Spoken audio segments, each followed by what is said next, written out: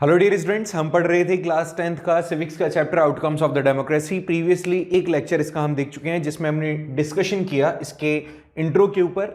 हमने डेफिनेशन देखा, हमने इसका काम करने का तरीका देखा, ओरिजिन कहाँ से हुआ वो डिस्कस किया। इसके साथ साथ हमने ये भी देखा कि किस तरह से डेमोक्रेसी का आउटकम एक्सेस किया जाता है। ठीक है, इसके अंदर हमने डेमोक्रेटिक सिस्टम दूसरी कंट्रीज के साथ, इंडिया यूएस के सिस्टम को, और कि दूसरी फॉर्म ऑफ गवर्नमेंट से बेटर कैसे है डेमोक्रेसी, ये बात हम डिस्कस कर चुके हैं। आज इसके आगे हम देखेंगे कि डेमोक्रेसी हमें क्या प्रोवाइड करती है, डेमोक्रेसी हमें क्या चीजें देती है। तो सबसे पहले इंपॉर्टेंट चीज देती है accountability.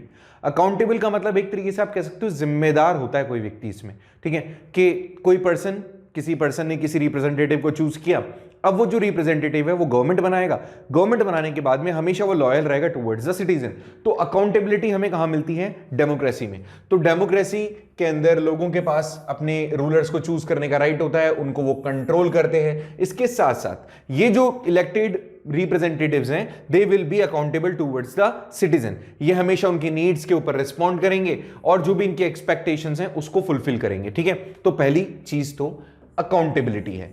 What is it? Accountability कहां से मिलती है? डेमोक्रेसी। तो डेमोक्रेसी को देना चाहिए और होती भी है, अकाउंटेबिलिटी हमें मिलती है। साथ साथ डिसीजन मेकिंग जो प्रोसेस होता है वो किसी एक इंसान के पास ना होकर के ग्रुप ऑफ पीपल के पास में होता है। सो यहां पर अगर कोई ऐसा डिसीजन लिया गया है जिससे कि लोग खुश नहीं हैं, सो उसको चेंज भी किया जा सकता है। इसका सबसे अच्छा एग्जांपल था आपके जो अभी किसानों के साथ में हुआ था। ठीक है, फार्मर लॉ जो था वो इसका बहुत अच्छा एग्जांपल था कि ये सिटीजंस के ऊपर है कि जो डिसीजन लिए गए हैं रिप्रेजेंटेटिव्स के through, they will accept that और नॉट। मे बी पॉसिबल, कई बार ऐसा भी होता है कि डिसीजन ले लिए जाते हैं, आपको लॉज दे दिए जाते हैं एंड अल्टीमेटली आप उनको बियर करना पड़ता है, बट ऐसा डेमोक्रेसी में नहीं होता। दीज पीपल जो भी इलेक्टेड रिप्रेजेंटेटिव्स हैं, if they are making government, then they need to be assure के इसमें किसी भी तरीके से जो लोग यहां रह रहे हैं, जिन्होंने उनको चुना है, वो डिससेटिस्फाइड ना हो। पहली चीज होगी अकाउंटेबिलिटी। दूसरी चीज होगी लेजिटिमेट गवर्नमेंट। लेजिटिमेट का मतलब होता है कि एक ऐसी सरकार जो भी कानून से, मतलब कानून के दायरे में वो काम करती हो। ऐसा नहीं है कि आपने क्या किया, आपने एक आदमी को चुना और अब वो डिक्टेटर की फॉर्म में यहां पर काम कर रहा है, ऐसा नहीं। तो जो भी गवर्नमेंट होगी वो कानून के अंडर में रहकर के काम करेगी। बहुत ही सिंपल सी बात है।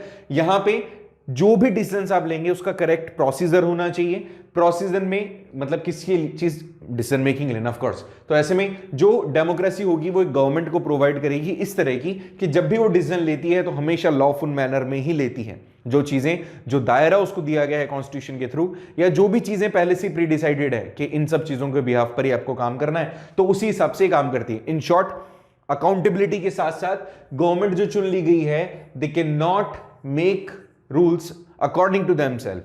वो हमेशा सोसाइटी को और समाज को ध्यान में रखते हुए, लोगों की नीड्स को ध्यान में रखते हुए ही लॉ बनाएंगे। तो ये चीज भी यहां पर बताई गई सेकंड पॉइंट में। अच्छा, इसी से जुड़ा हुआ है कि क्या प्रोसीजर होगा। इसने कहा ना कि करेक्ट प्रोसीजर होना चाहिए, तो what procedure we are having. तो सबसे बहुत ही सिंपल सी बात, कॉन्स्टिट्यूशन आपको क्या कहता है? वो बोलता है भैया लोगों को चुनकर के आप जब लेकर आ रहे हो सरकार बनाने के लिए, या तो आप लेकर आ रहे हो लोकसभा में, है ना, ऐसे ही तो था, या तो आप लेकर आ रहे हो उनको लोकसभा में। अब लोकसभा के अंदर दो जगह, दो टाइप की गवर्नमेंट, मतलब दो टाइप के लोग होंगे, एक तो गवर्नमेंट में होंगे, एक अपोजिशन में होंगे। करेक्ट। तो ये जो लोकसभा है, इस लोकसभा में इस गवर्नमेंट के पास ही राइट नहीं है किसी चीज को लेकर आने का। इसको प्रोसीजर दिया कि भैया तुम्हारे पहले मिनिस्टर्स बांट लो, आप अलग अलग पोर्टफोलियोज दिए गए। इन पोर्टफोलियोज से रिलेटेड जो भी मिनिस्टर है, उस डिपार्टमेंट या उस ऑर्गन से रिलेटेड ये क्या करेंगे, ये यहां पर पहले लॉ सेग्रीगेट करेंगे। मैंने कहा जैसे एजुकेशन मिनिस्टर है, तो ये जो एजुकेशन मिनिस्टर है, दे विल मेक लॉ। अगर कोई भी एजुकेशन से रिलेटेड लॉ बनना है तो फिर ऐसा नहीं है कि इसने बनाया और इसको दे दिया और इसने पूरी गवर्नमेंट में दे दिया। नहीं, क्या होगा, ये जो पर्सन है education minister, this person will discuss this law पहले, मतलब इंप्लीमेंटेशन से पहले दे विल डिस्कस लोकसभा में, देन उसके बाद में डिबेट होगा, उसके बाद में अगर वो सही लगेगा तो उसको मेजॉरिटी के साथ प्रूव किया जाएगा, फिर प्रेसिडेंट के पास जाएगा। तो ये प्रोसीजर होता है कि लोकसभा में पहले डिस्कशन होना चाहिए, डिबेट होना चाहिए, फिर उसमें अगर कहीं रिफाइन करने की जरूरत तो रिफाइन होना चाहिए, देन उसको फिर एक्सेप्ट या रिजेक्ट किया जाएगा। पहली चीज तो ये। और इससे भी अगर हम पहले जाऊं तो ऑलरेडी गवर्नमेंट कैसे काम करेगी, तो यहां पर जो कॉन्स्टिट्यूशन है, तो कॉन्स्टिट्यूशन है segregated such power into 3 organs of the government, one is legislature, second is executive and third one is judiciary. Law बनाओ, लॉ इंप्लीमेंट करवाओ, और लॉ अगर इंप्लीमेंट ना हो तो जुडिशरी से इस चीज को डिस्कस करो, या फिर जो भी लॉ को नहीं मानते हैं judiciary will take care of them. तो ऐसे में legislature, law making body, executive will make them executed, और जुडिशरी विल टेक केयर कि कानून के हिसाब से ही सारा काम देश में होना चाहिए। तो this is the correct procedure. यहां पे मेजॉरिटी मेजर जितनी भी पॉलिसीज होती हैं ऐसे ही नहीं हो जाती हैं, वहां पर डिबेट होती है, डिस्कशन होता है, देन इन सब चीजों को एक तरीके से इंप्लीमेंट करवाया जाता है। और यहां पे जो भी काम है, आप ऐसे ये डिबेट डिस्कशन ऐसे ही थोड़ी हो जाएगा, आप भी इसको देख सकते हो, लाइव होता है सब कुछ। तो यहां पे जो डिसीजन लिए जाते हैं वो ट्रांसपेरेंट होते हैं। इसमें ट्रांसपेरेंसी का सबसे बड़ा बेनिफिट यही मिलता है कि जो लोग हैं उन लोगों को अपनी अहमियत पता होती है इस पूरे के पूरे प्रोसेस के through. So ultimately we could say कि यहां पर जो भी mechanism we have adopted, all mechanism are actually according to the law, सारी की सारी लॉ के हिसाब से हैं। तो डेमोक्रेसी हमेशा इसी तरीके की चीजें हमें प्रोवाइड करता है। क्या क्या किया इसने सबसे पहले तो हमारे लिए अकाउंटेबिलिटी रखी। अकाउंटेबिलिटी का मतलब कि किसी के लिए जिम्मेदार हैं, बिल्कुल जिम्मेदारी रहेगी। गवर्नमेंट जो रिप्रेजेंटेटिव्स हैं, they will be responsible, they will be accountable towards the citizen of India. फिर गवर्नमेंट होगी, कानून के हिसाब से काम करेगी, और you will follow the correct procedure. ठीक है, आप एक सही प्रोसीजर के थ्रू इन सब चीजों को इंप्लीमेंट कराओगे। अब हम बात कर रहे हैं economic outcome of the democracy. Democracy से हमें क्या क्या चीजें आउटकम की फॉर्म, मतलब क्या हमें मिलता है। तो ऑफ कोर्स हम पहले इकोनॉमिकल आउटकम्स को समझ लेते हैं, बट उसके पहले भी हमें यह समझना जरूरी है कि डेमोक्रेसी से हमें किस टाइप की इक्वालिटी महसूस होती है। तो सबसे पहली बात, अगर डेमोक्रेसी को आप देखोगे तो हमेशा डेमोक्रेसी तो पॉलिटिकल इक्वालिटी की बात करती थी इनिशियल फॉर्म में। ठीक है, पॉलिटिकल इक्वालिटी का मतलब हो गया जहां पे हर एक इंसान के पास में राइट टू वोट होगा, हर एक पर्सन अपनी जो भी बातें हैं या जिस भी टाइप से वो लाइफ जीना चाह रहा है, या गवर्नमेंट को चूज करना, सही रिप्रेजेंटेटिव बनना, all such things will be done by at a correct procedure. और इसमें आप पॉलिटिकल इक्वालिटी की बात करते हो, ये बातें तुम जानते हो। यहां पे डेमोक्रेसी हमेशा एफर्ट डालती है कि इनइक्वालिटी जो सोसाइटी में एग्जिस्ट करती है उसको भी हटाया जाए। देखो, डिक्टेटर है तो उसको फर्क नहीं पड़ेगा, मोनार्क है तो उसको फर्क नहीं पड़ेगा, हाँ they will think about it, but उसको फर्क नहीं पड़ता है कि what you are thinking. They will try कि हाँ इरिडिकेट होनी चाहिए such type of inequalities, but they will not focus over it, but democracy thinks about. तो ऐसे में डेमोक्रेसी क्या करेगी, इनइक्वालिटी को खत्म करने की कोशिश करेगी। आप इकोनॉमिक इनइक्वालिटी की बात करते हो तो उसके पहले यह जरूरी कि कॉन्स्टिट्यूशन ने तुम्हें क्या दिया, तो कॉन्स्टिट्यूशन ने तुम्हें पॉलिटिकल इक्वालिटी दी है। पॉलिटिकल इक्वालिटी कैसे, राइट टू वोट दिया है, right to choose the representative दिया है। इसके थ्रू जो व्यक्ति आपकी इकोनॉमिकल स्टेबिलिटी के बारे में सोचे उसी व्यक्ति को आप वोट दो। कितना सिंपल है ना, कि जो आपको लगता है कि आपके लिए काम करेगा उस व्यक्ति को वोट दो। तो पहली चीज तो इक्वालिटी लाने के लिए उन्होंने पॉलिटिक्स को आपके लिए, सबके लिए मतलब इक्वल कर दिया, सभी के साथ में, चाहे अमीर हो चाहे गरीब हो, चाहे मेल हो चाहे फीमेल हो, जो भी 18 साल का है तो उसको उसने इक्वल वेटेज दे दिया। मतलब इकोनॉमिकली तो नहीं, पहले उसको पॉलिटिकली पावर इक्वल दी गई। इसके बाद में वो हर तरीके से जब इक्वल हो जाते हैं पॉलिटिकल एरेना में, तो ऐसे में कंडीशन क्रिएट हो जाती है कि दे can not be ignored by any of them. जो भी रिप्रेजेंटेटिव है उनको इग्नोर ही नहीं कर सकते। सोचो, अगर केवल ऐसा होता कि केवल जो रिच पीपल हैं उन्हीं के वोट की वैल्यू काउंट होती तो कभी पुअर पे ध्यान ही नहीं दिया जाता। लेकिन इस तरह की इक्वालिटी देने से, पॉलिटिकल इक्वालिटी देने से, they have focused over them कि हाँ ठीक है, इनको इग्नोर नहीं कर सकते क्योंकि अगली बार ये भी तो हमारे वोटर बनेंगे। So that they have done such, उन्होंने ऐसा किया। लेकिन हाँ, इसके अंदर एक नुकसान क्या है, सबसे बड़ा नुकसान है कि हमने अर्लियर भी देखा है, हमने अभी भी रिसेंट भी हम इन चीजों को फोकस करते हैं, फोर्थ देखते हैं इनको, कि जो रिच कम्युनिटी है उनका बहुत बड़ा कंट्रोल रहता है इस तरह के ग्रुप से। ठीक है, मतलब ये जो रिप्रेजेंटेटिव्स हैं इसमें जो रिच कम्युनिटी है उसका बहुत बड़ा इंफ्लुएंस रहता है। हालांकि नहीं होना चाहिए, but influence they are having. तो small number of very large और rich community enjoy the large share of wealth and income. ये बहुत बड़ी प्रॉब्लम वाली बात है। इसी चीज को कम करने की बात यहां की जा रही है। जो पुअर है उनके पास बहुत कम है और वो पूरे तरीके से डिपेंडेंट है। इनकी इनकम लगभग इतनी होती है और कॉन्टिन्यूसली डिफिकल्टीज होती है उनको अपनी बेसिक नीड्स को फुलफिल करने में, जैसे फूड, क्लोथ, हाउसिंग, एजुकेशन या फिर हेल्थ। यहां पर आप सबसे बड़ी बात, अगर डेमोक्रेसी है अगर एक सक्सेसफुल डेमोक्रेसी की आप बात कर रहे हो तो वो यही होगी कि आपने सभी को इक्वल अपॉर्चुनिटी दी है अपने आप को ग्रो करने का, या ग्रो करने के लिए आपने सबको मौका दिया है कि वो भी सही अपॉर्चुनिटीज गेन कर सकें। किसी भी टाइप का discrimination they must not be beard. तो ऐसे में उनको किसी भी टाइप का इनइक्वालिटी महसूस नहीं होना चाहिए। तो पुअर ने क्या किया, जो पुअर हमारे यहां पर एग्जिस्ट करते हैं वो एक बहुत बड़ा लार्ज प्रपोर्शन है। इसके अंदर अगर आपने उनको फोकस नहीं किया, किसी पॉलिटिकल पार्टी ने अगर उनके बारे में नहीं सोचा, तो they will for sure lose the election. तो ऐसे में डेमोक्रेसी के अंदर लगभग हर एक व्यक्ति इस बात में फोकस करता है कि वो छोटे से छोटे ग्रुप जो हैं, छोटी से छोटी कम्युनिटी जो है उसको अपने साथ में लेके चले, क्योंकि जो पुअर कम्युनिटी है वो काफी ज्यादा है और उनको इग्नोर करना पॉसिबल नहीं है। अगर इग्नोर करेंगे तो फॉर श्योर आप अपने जो वोटिंग राइट्स है आप खो दोगे। Made no serious effort to reduce the poverty, but हाँ केवल ये वोट बैंक बन के रह गए हैं। अगर हम बात करें इकोनॉमिकल और इंडियन सिनेरियो में, तो यहां पे जो पुअर कम्युनिटी है वो केवल एक वोट बैंक की तरह काम करता है। इनकी मतलब परमानेंटली इनकी पॉवर्टी को खत्म करना किसी ने नहीं सोचा। अगर ऐसा हो जाएगा तो सोचो, एक बार सबको आपने पढ़ा लिखा दिया, सबको अपने पैरों पे स्टैंड करवा दिया, तो उनमें सोचने समझने की शक्ति आ जाएगी। तो ऐसे में तो फिर आप अपना धंधा चला ही नहीं सकते हो। 5 साल बाद ये पुअर ही तो हैं जिनको आप 500-500 रुपए देके इनके वोट खरीद सकते हो। इसीलिए इनको गरीब ही रखा गया है। कोई सीरियस कोई टास्क लिया ही नहीं जा रहा है, कभी भी सीरियसली इन चीजों को फोकस ही नहीं किया जाता। आज देखो ऐसा क्यों है कि आज हर सिग्नल पे still you will have the beggars. आज ऐसा क्यों? उसके पीछे का कारण यही है कि उन पे कभी भी इनके बारे में सोचा ही नहीं गया। चाहे आप कितने ही अकाउंट्स में पैसा डाल दो इनके, बट अगर जब तक आपको इनको आप स्किल नहीं करते हो या इनको जॉब्स नहीं देते हो या फिर इस तरह की चीजों से आप अलग नहीं करते हो, तो ये दे कैन नॉट बी इंप्रूव्ड। वो कभी भी इंप्रूव नहीं हो पाएंगे। तो यहां पर सबसे बड़ी प्रॉब्लम यही है कि हमारी सबसे ज्यादा पॉपुलेशन का एक बहुत बड़ा हिस्सा पुअर है और इनको केवल एज अ वोट बैंक ही डील किया जाता है। हालांकि ये हमें यहाँ पे कमियां महसूस हो रही है, ये कमी हमें दिखती है। अच्छा, ऐसे ही यहां पर हमने कुछ डेमोक्रेसी को, कितनी जगह पर डेमोक्रेसी फेल हो रही है, कितनी जगह पर डेमोक्रेसी से बेटर कोई दूसरी फॉर्म ऑफ गवर्नमेंट हमें दिख जाती है, उसके लिए हम यहाँ पे डेटा एनालाइज कर रहे हैं। सबसे पहले देखो, one of the failure of the democracy is that the lag behind the dictatorship in economical growth। Economical growth में डिक्टेटरशिप के पीछे रहता है क्या? डेमोक्रेसी। मतलब यहां पर ये कहने की कोशिश की जा रही है कि डिक्टेटरशिप में इकोनॉमिकल ग्रोथ ज्यादा होता है instead of what? Instead of democracy. ठीक है, डिक्टेटरशिप में इकोनॉमिकल ग्रोथ ज्यादा है, डेमोक्रेसी में कम है। ठीक है, अब कैसे? यहां पर देखो, इकोनॉमिकल ग्रोथ पहले तो ये देख लो किन किन चीजों पे डिपेंडेंट होता है। ठीक है, फिर इसको मैं एक प्रूव करूंगा इसको। पहली चीज, यहां पे पॉपुलेशन कंट्री की किस टाइप की है, कितनी पॉपुलेशन है।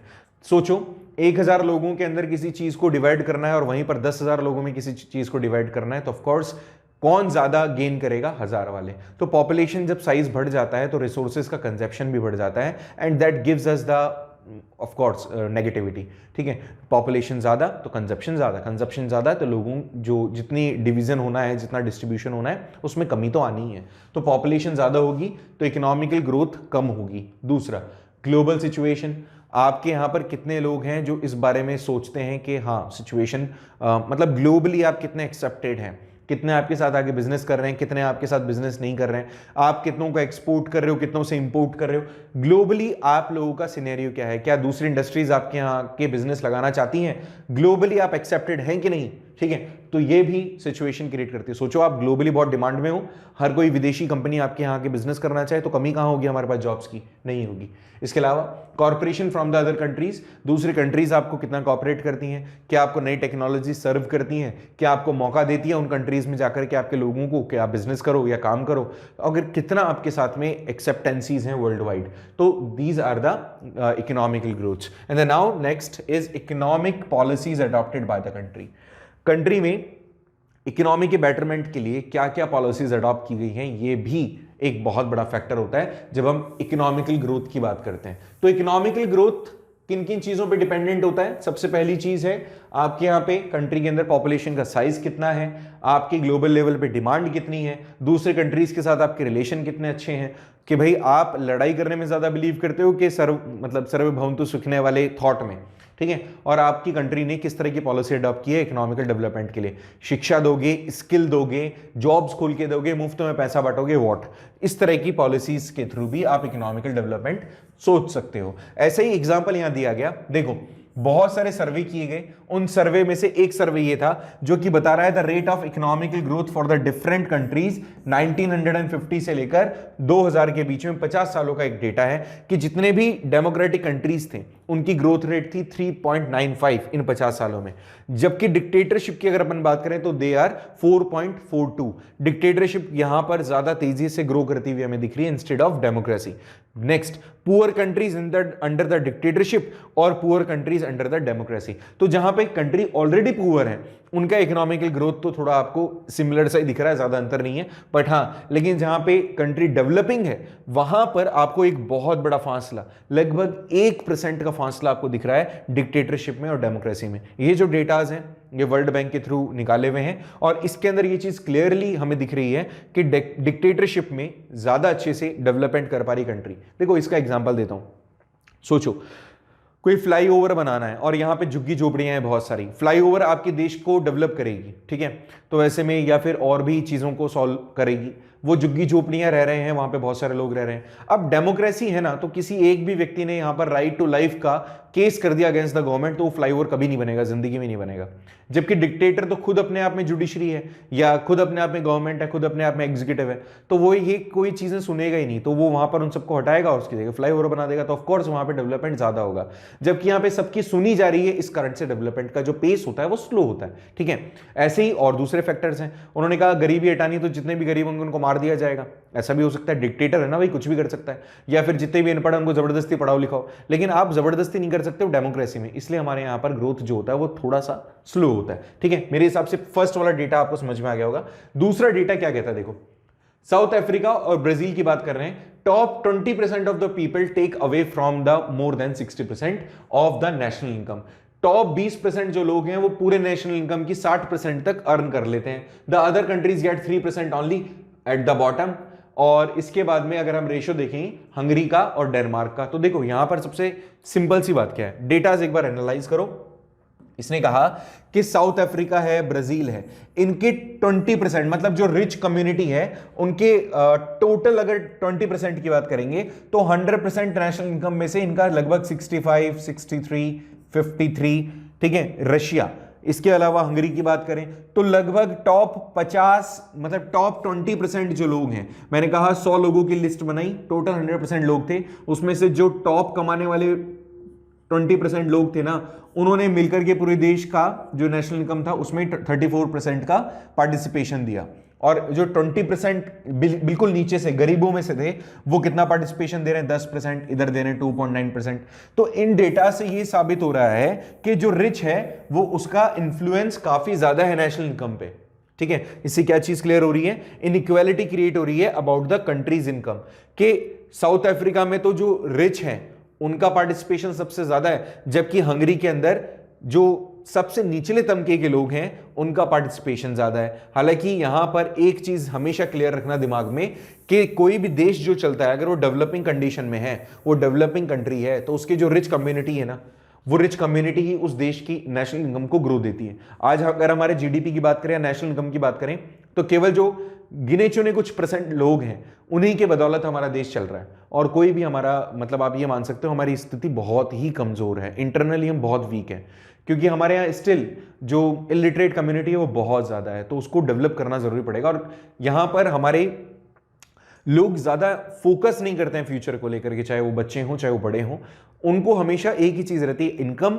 आनी चाहिए चाहे कहीं से भी है, इसलिए क्रिमिनल एक्टिविटीज भी बढ़ती है डेवलपिंग कंट्रीज में। मैं तीसरे रेशियो की अगर बात करूं तो यहां पर पुअर के बारे में बताया है, the poor suffer from inequality of opportunities. यहां पर कुछ एरियाज के अंदर हम कंपेयर कर रहे हैं कि जो पुअर है उसको कितना सफर करना पड़ता है इनइक्वालिटी का और अपॉर्चुनिटीज के अंदर। तो यहां पर देखिए number of person, rural areas, urban areas and total.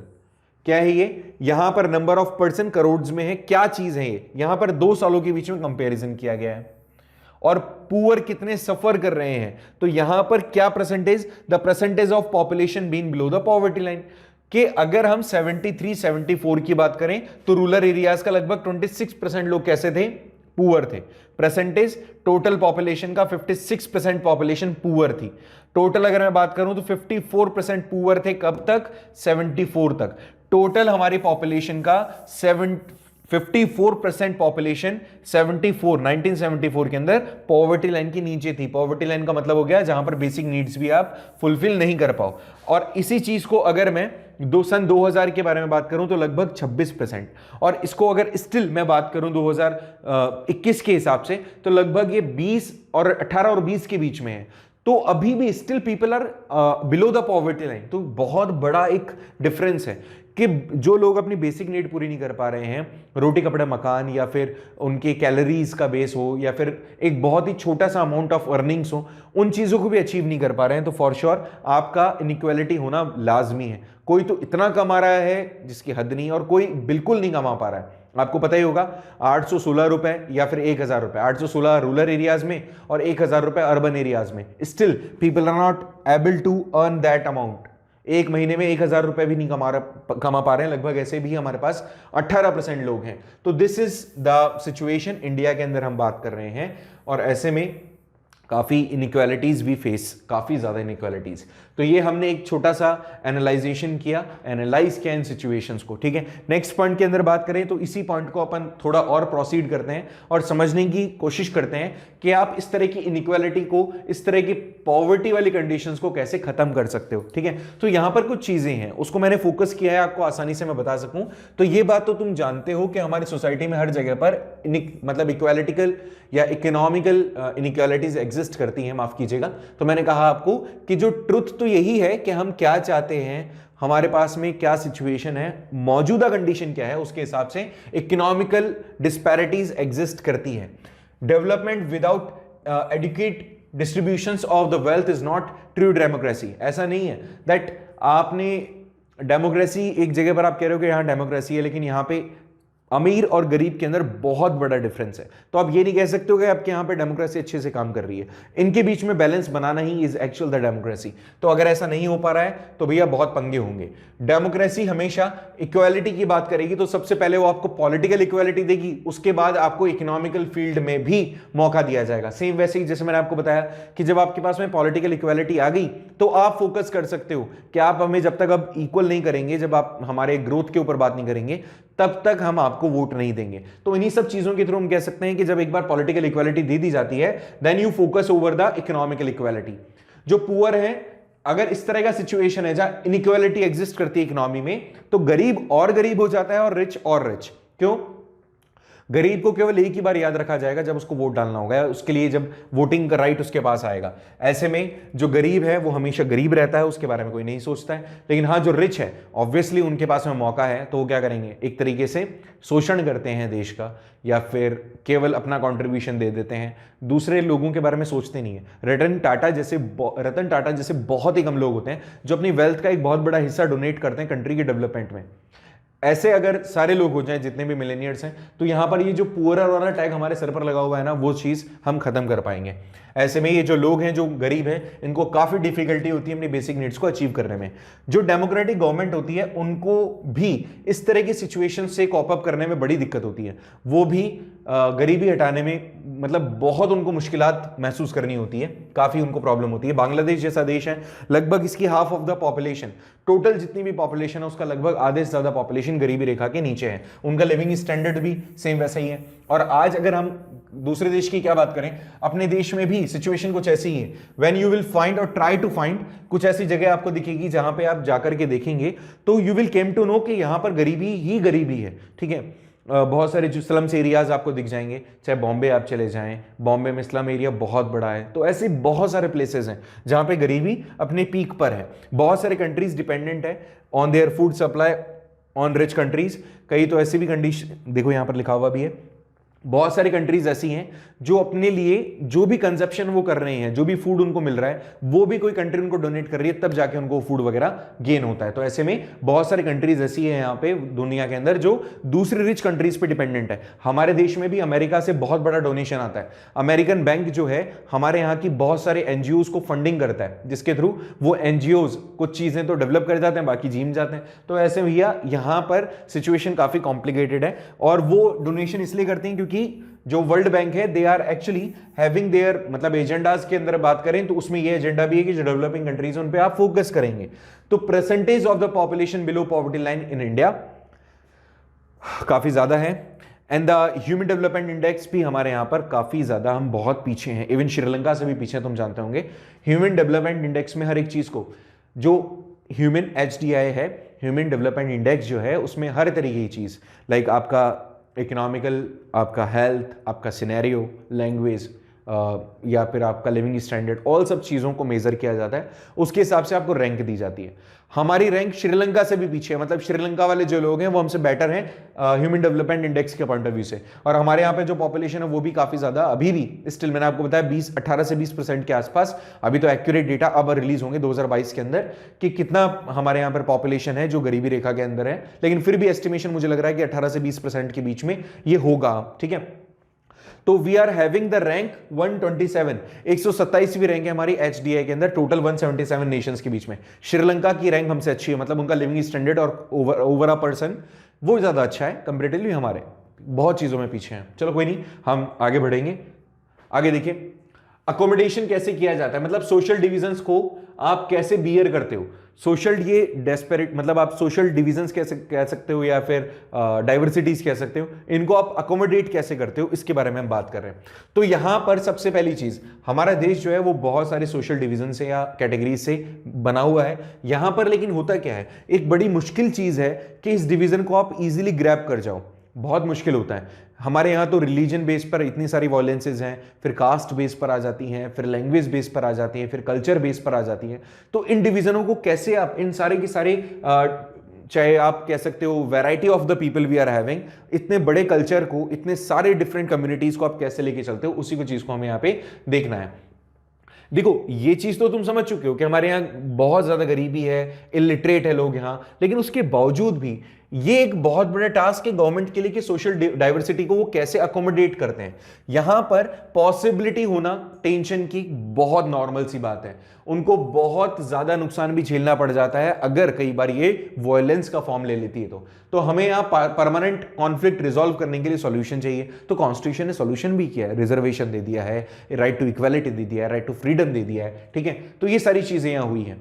यहां पर नेगोशिएशन भी किया गया, कई जगह पर नेगोशिएट किया गया, लाइक कि आपके पास में राइट ज्यादा है तो you must share the power among the people जिनके पास राइट नहीं है। ओके, तो नेगोशिएट भी हुआ है। एबिलिटी भी है कि हम सबको सिखाई जाती है, बताई जाती है, बचपन से ही छोटी क्लासेस में पढ़ा दिया जाता है कि हम सब इक्वल है, हमारे साथ में डिस्क्रिमिनेशन नहीं है, इवन हर एक चीज हमें बताई जाती है। लेकिन द कंडीशन वाज, इन सब के बावजूद भी हम इस अकोमोडेशन को बियर नहीं कर पाते। बट हां, अगर मैं गवर्नमेंट के पॉइंट ऑफ व्यू से बात करूं तो कॉन्स्टिट्यूशन के थ्रू उन्होंने हमें राइट टू इक्वालिटी या फंडामेंटल राइट्स दिए हैं, जिसके बिहाफ पे किसी भी पर्सन के साथ में कोई भी डिस्क्रिमिनेशन नहीं किया जा सकता।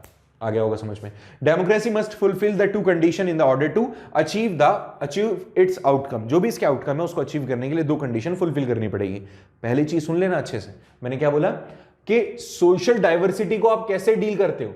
तो पहली चीज, हम सब इक्वल हैं, इस चीज को हमें बताया जाता है, सिखाया जाता है। प्लस कॉन्स्टिट्यूशन में हमें राइट्स दिए हैं, तो कोई किसी के साथ डिस्क्रिमिनेशन नहीं कर सकता, और सभी लोगों को एजुकेट करने के लिए गवर्नमेंट भरपूर प्रयास कर रही है, ठीक है। और इसके अलावा मैंने यहां पर बताया दो कंडीशन जिसके थ्रू आप डेमोक्रेसी की मतलब डेमोक्रेसी को आप अचीव कर सकते हो। पहला, it is necessary to understand what democracy is, not simple rule by the majority.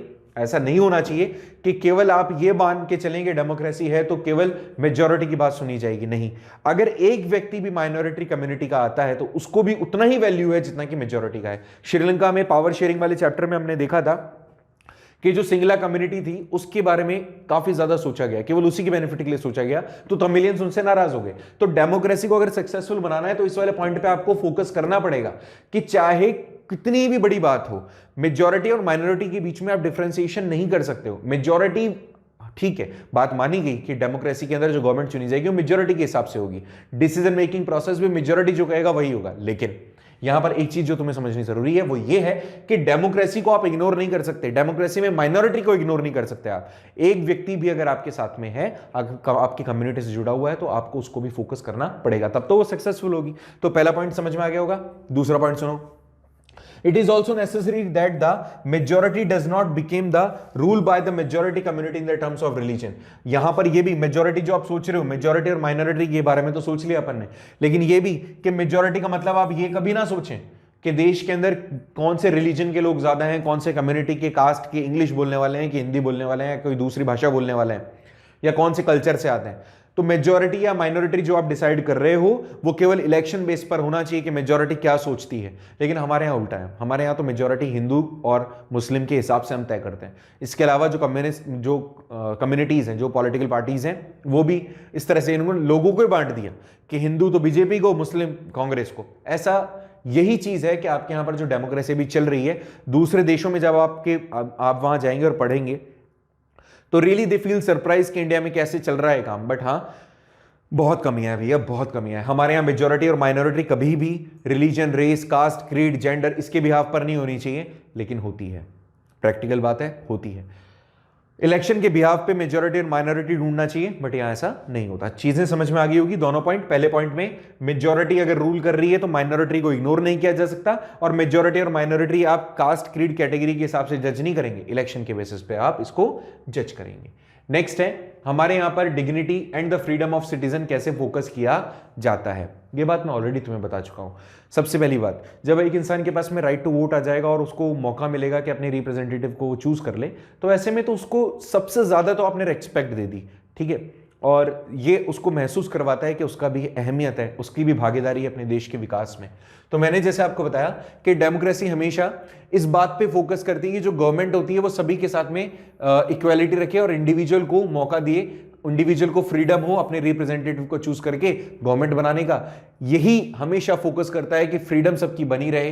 Democracy का मेन बेस एक्चुअली यही है। और यहां पर अगर मैं वर्ल्ड लेवल पे जाके बात करूं तो ये हमारी ग्रेटेस्ट अचीवमेंट है कि इतना बड़ा देश होने के बावजूद भी कभी भी 70% से नीचे, हालांकि अब सिचुएशन थोड़ी ठीक है, पहले 65 के आसपास होता था, 65% से ज्यादा वोटिंग हर बार हमारे यहां होती थी। ये इस बात का सबूत है that people are actually taking participation in election and they are having the interest कि इलेक्शंस होते हैं, गवर्नमेंट होती है, इसमें उनका इंटरेस्ट होता है, ठीक है। तो ये चीज भी यहां पर बताई गई है। इसके अलावा सोसाइटी के अंदर एक ऐसा सिचुएशन क्रिएट किया जाता है जहां पे कोई भी डोमिनेट नहीं होता, हमेशा सब एक दूसरे को सपोर्ट कर रहे होते हैं, हर इंडिविजुअल इक्वल होता है, किसी के साथ में डिस्क्रिमिनेशन नहीं किया जा सकता। विमेन की डिग्निटी को भी फोकस किया गया है, रिजर्वेशन दिया गया है। स्टिल 1/3 जो सीट्स हैं they are reserve for local government के अंदर विमेन के लिए। एंड लोकसभा के अंदर बिल पास हो चुका है, लेकिन अभी तक मतलब बिल पास होने की कगार पर है, अप्रूव तो हो गया है कि हाँ इनको 1/3 जो सीट्स हैं इनके लिए रिजर्व की जाए, so that women also can make them more developed, ठीक है, वो अपने थॉट्स को रख सकें लोगों के सामने। और अगर कोई विमेन रिप्रेजेंटेटिव होगी तो फॉर श्योर जो उस सोसाइटी से बिलोंग करती होगी, जितने भी विमेन, वो डेवलप करेंगे अपने आप को। तो सेकंड पॉइंट भी क्या है, विमेन की डिग्निटी, उनको मौका दिया गया है। फिर यहां पर एक और चीज कही गई है, जो मतलब यहां पर on the other hand the non democratic setup, कि यहां पर जो इंडिविजुअल्स होते हैं उनकी फ्रीडम, उनकी डिग्निटी, ये कोई भी लीगल और मॉरल फोर्स नहीं है। आप डिक्टेटरशिप में कहो कि हमें तो राइट टू इक्वालिटी है, तो बोलेंगे, मतलब जो बोलेंगे मैं बोल नहीं रहा हूं तो, लेकिन यहां पर ऐसा नहीं हो सकता। जो नॉन डेमोक्रेटिक कम्युनिटीज हैं, चाहे मोनार्क हो चाहे डिक्टेटर हो, वो इन सब चीजों को फोकस नहीं करते। उनका एक ही फोकस होता है that we need to make the development and create the money. तो ये चीजें होती है, ठीक है। लेकिन डेमोक्रेटिक फॉर्म में ऐसा नहीं होता। डेमोक्रेटिक फॉर्म में सबको इक्वली नजरिए से देखा जाता है, किसी भी तरीके का डिस्क्रिमिनेशन नहीं किया जा सकता किताबों में, लेकिन होता है वैसे, है ना।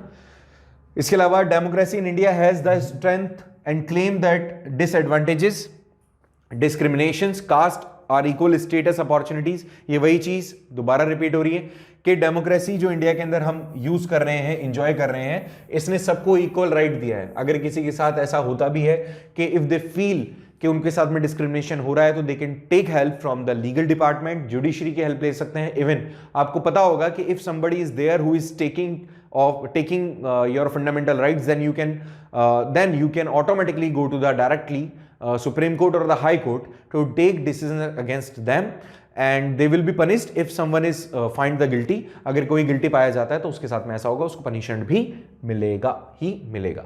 And the last point for this video is, and lecture खत्म हो जाएगा, सुनना, ये मैं आपको बात पहले ही बता चुका हूं, डेमोक्रेसी का आउटकम क्या है। तो डेमोक्रेसी का आउटकम है कि यहां पे जो गवर्नमेंट होती है वो क्वालिटी की गवर्नमेंट होती है, क्योंकि मेजॉरिटी जिसको चूज करेगी वो यहां पर सरकार बनाएगा।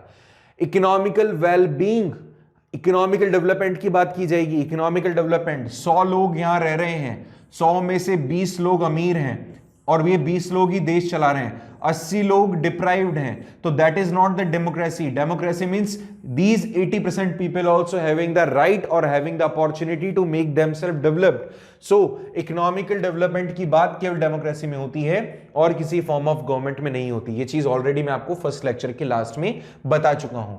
यहां पे पॉवर्टी है, इनइक्वालिटी है, उसको खत्म करने की कोशिश की जाती है जिस भी मैनर में कर सकें, लाइक राइट टू वोट या इसके अलावा रिजर्वेशंस, जो भी चीजें आप कर सकते हो उन सब चीजों के थ्रू गरीबी को हटाने की और इनइक्वालिटी को खत्म करने की बात की जाती है। साथ ही साथ जो सोशल डाइवर्सिटीज है, अकोमोडेशन ऑफ सोशल डाइवर्सिटीज, जितनी भी डाइवर्सिटी हमारे यहाँ एग्जिस्ट करती है उन सभी को अपने एक साथ में लेकर चलना, उन सबके साथ में equal behaviour and all such things are actually can be seen in democracy only. Freedom and the dignity of citizens, मैं ऑलरेडी आपको बता चुका हूं, हर एक इंसान के पास जब उसकी वैल्यूज को पता चलती है कि मैं वोट डालूंगा तब जाके कोई सरकार चुनेगी, या अगर कोई अगेंस्ट मेरे कोई लॉ बन रहा है और मेरे पास में ये राइट है कि मैं उसके अगेंस्ट में प्रोटेस्ट कर सकता हूं, इवन मैं उस गवर्नमेंट को भी चैलेंज कर सकता हूं जुडिशरी में जाके, तो उसको सबसे ज्यादा डिग्निटी और फ्रीडम महसूस होती है यहाँ पे, और वो केवल डेमोक्रेसी में हो सकता है। तो these are the outcomes of the democracy.